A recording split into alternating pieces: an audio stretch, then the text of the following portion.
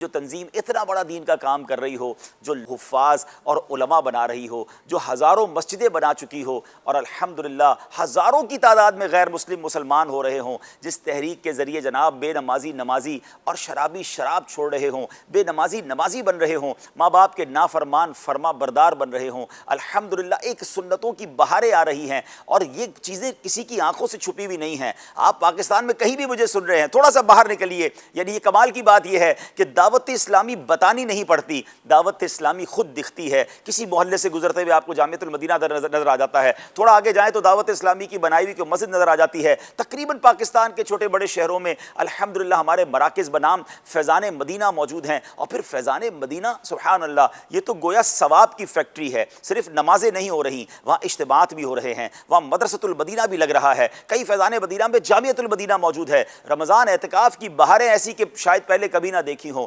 تو اللہ اکبر۔ پھر آگے جائیں تو جناب کہیں آپ کو دارالفتہ جگمگاتا نظر آتا ہے، کہیں دعوت اسلامی کا اسکول نظر آ جاتا ہے۔ یعنی دعوت اسلامی کو اور اس کی کارکردگی کو دیکھنے کے لیے کسی گوگل پہ جا کے سرچ نہیں کرنا پڑے گا، ہمیں الحمدللہ ہماری گلیوں میں، ہمارے محلوں میں، ہمارے اطراف میں دعوت اسلامی نظر آ رہی ہے۔ اور جناب اگر آپ کو آپ کے شہر میں کوئی انسٹیٹیوٹ نظر نہیں آتا تو ذرا ٹی وی کھول کر دیکھیے تو مدنی چینل گھر کے اندر آ کر بہاریں لٹا رہا ہے، موبائل اٹھائیں تو سوشل میڈیا کے ذریعے دعوت اسلامی اپنی بہاریں پہنچا رہی ہے۔ تو one of the amazing organisation, اور اتنا بڑا دینی کام۔ آپ ایک چھوٹا سا گھر چلاتے ہیں، ایک آفس چلاتے ہیں، ایک کارخانہ چلاتے ہیں، وہ کہتے ہیں پنجابی میں لگ پتہ جاتا ہے کہ اخراجات کس کو کہتے ہیں۔ ایک خرچہ کرتے ہیں تو دوسرا پورا نہیں ہو رہا ہوتا، الیکٹرک کا بل الگ ہوتا ہے تو کھانے پینے کا معاملہ الگ ہوتا ہے، یوٹیلیٹی بلز الگ ہوتے ہیں۔ آپ سوچئے کہ اتنی بڑی فیملی ہے جس کے 15,000 کے قریب مدارس اور جامعات ہوں، اور جناب جس کی ہزاروں مسجدیں ہوں، آپ صرف کچھ اور کیلکولیٹ نہ کریں تو آپ کو یہ اندازہ ہو جائے گا کہ کتنے ہزار الیکٹرک کے بل جو ہیں وہ دعوت اسلامی پے کر رہی ہوتی ہے، اور روزانہ کتنے ہزار بلکہ میں کہوں کتنے لاکھوں اسلامی بھائی جو ہیں دعوت اسلامی کے دسترخوان سے فیضیاب ہو رہے ہیں۔